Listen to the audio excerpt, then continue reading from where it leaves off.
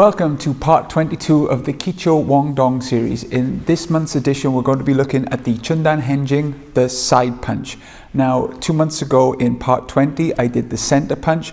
The side punch is a variation of that punch. So if you haven't seen my Papa Key video or my Choong Dan Hen Jin video, please watch that first. So the side punch is usually a punch that we teach to orange belts, but can be taught to white belts who are okay with the move. The main thing you need for this move is side stance. So we're going to explain a bit about Sakrip Jasa and how it's different from Kima Jasa horse riding stance. So again, watch that Papa Key video before you watch this one. But the Sakrip Jasa is all in the position you are with your partner. If you are straight on with your partner, then you would use Kima Jasa. If you were side on with your partner, you would use Sakrip Jasa. And the main difference is the legs are the same, the back's the same. The main difference is the feet are pointed out to open up the hips as you punch, and it's better for your balance as you're traveling forward. So to warm up with the side stance, just put your hands behind your back and practice walking forward on a straight line, practicing keeping your back straight and your legs as close to parallel as you can.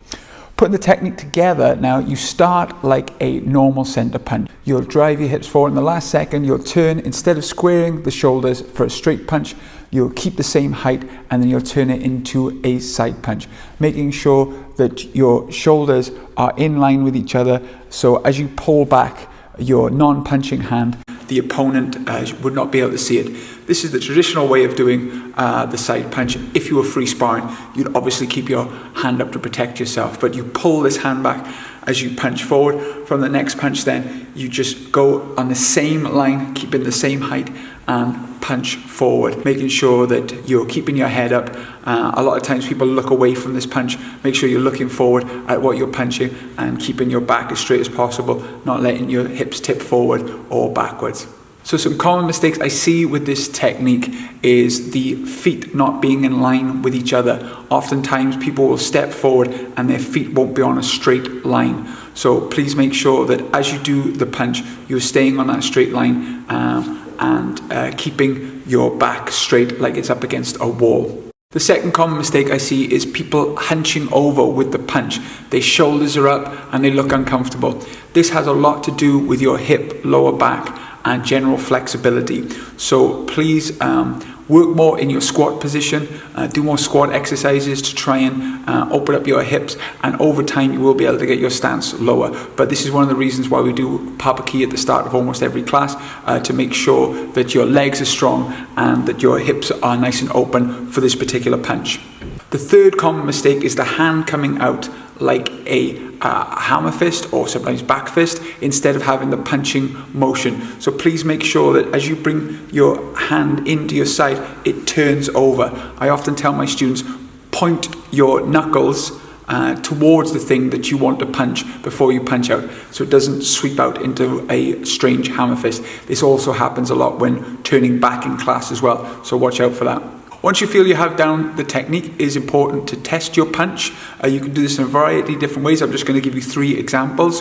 The first one is a nice game. You both put gloves on and you stand in fighting stance, left leg forward and punching with the left hand. One partner does a left jab towards your face.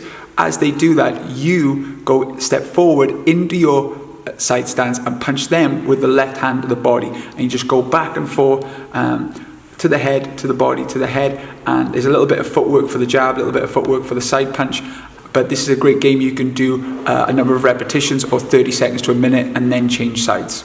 The next drill is going to be making a line in the middle of the room. Here at the Dojang, we're very lucky that we have mats that you can go on a line and simply punch on that line and just go up and down, but make sure you put your foot forward onto that line. And then once you've done it a couple of times on the line, try and replicate your success with 2 points of the room. The third exercise now is a great game that incorporates your Papa Key. You're going to do 3 punches, but instead of doing the traditional 3 punches to the center, you're going to do 2 punches to the center and then turn and do a side punch. So you'll be in Kima Jasa for the first 2 stances and then Sakrip Jasa for the third punch.